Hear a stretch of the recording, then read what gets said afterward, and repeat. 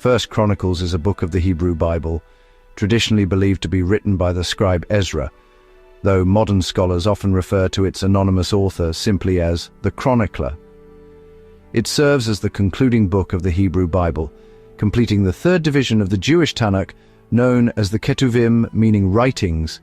Originally composed as a single continuous work, it was later divided into two books in the Greek Septuagint translation of the 3rd to 2nd centuries BC. In that translation, it bears the Greek title Paralipomenon, meaning things left out or passed over, reflecting the ancient view that it supplemented earlier historical texts such as Samuel and Kings. Though its scope and purpose extend well beyond a simple continuation, the book of First Chronicles opens not with drama but with a list, a ledger of origins. Compiled after the Babylonian exile, this book was written for a people returning home, asking, "Who are we now?"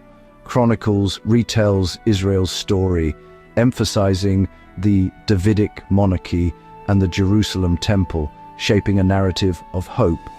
The chronicler's purpose is clear: to show the exiles that their story didn't end in Babylon but continues as heirs to a divine legacy.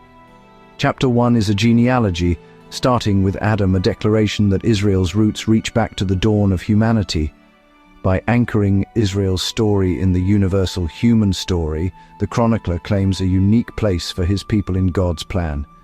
For the returned exiles, hearing these names was a lifeline, a reminder of ancient, divinely orchestrated history. This list was more than record-keeping. It was a tool for rebuilding identity and community. In a world where their identity had been shattered, this genealogy was an act of reclamation. It was a testament to survival and a bridge from a painful past to a hopeful future. First Chronicles Chapter 1 is a rapid journey through generations, from Adam to the patriarchs. It begins with Adam, then traces the line through Seth, Enoch, Methuselah, and Noah, whose sons, Shem, Ham, and Japheth, represent the origins of all nations. The chronicler maps out the world, placing Israel within a global family tree. The focus narrows to Shem, then to Abraham, connecting Israel's story to the broader human drama. Abraham's descendants, Isaac, Ishmael, and the sons of Keturah, are listed, as are Esau's, showing Israel's ties to its neighbors. The chapter's unbroken line from Adam to the tribes establishes the people's legitimacy. For the returned exiles, this lineage was proof of their right to the land and their place in God's story. The roll call ends, but the foundation for rebuilding nation and faith is set. For ancient Israel, genealogies were the fabric of identity, proof of who you were. Lineage determined land ownership and eligibility for temple service. Without it, families could lose everything. The priesthood was hereditary, requiring impeccable records to serve. After exile, these lists restored order and legitimacy to religious life.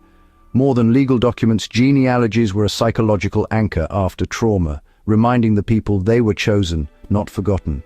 The chronicler's list connected the exiles to heroes of faith: David, Jacob, Abraham, and Adam. Reciting these names fostered belonging and hope, declaring that their story continued. Despite exile, the thread of their identity remained unbroken. The opening of First Chronicles echoes Genesis, linking Israel's story to the universal human story. By starting with Adam, the chronicler reminds the exiles that their God is the Lord of all creation. The genealogy moves quickly from all nations to the chosen line, showing a divine plan at work. The structure highlights the progression from Adam to Abraham, then to the 12 tribes. The chronicler's arrangement sets the stage for hope in a future king from David's line. This messianic expectation would later be echoed in the New Testament. The genealogy is more than history. It's a foundation for hope in restoration and a coming king. First Chronicles 1 doesn't mention Jesus, but it's vital to the story that leads to him. The genealogy establishes the unbroken line needed for the Messiah's promise. Without these records, Jesus' claim as son of Abraham and David would lack foundation. The Gospels of Matthew and Luke build on this, tracing Jesus' lineage back to David, Abraham, and Adam. The list in Chronicles is the backbone of redemption's story, showing God's faithfulness through generations. The path to Bethlehem is paved by these names, real people in real history. What seems like a dry list is actually the first chapter in the story of the king to come. Are you ready to continue? Just click here and come along with me to the next chapter.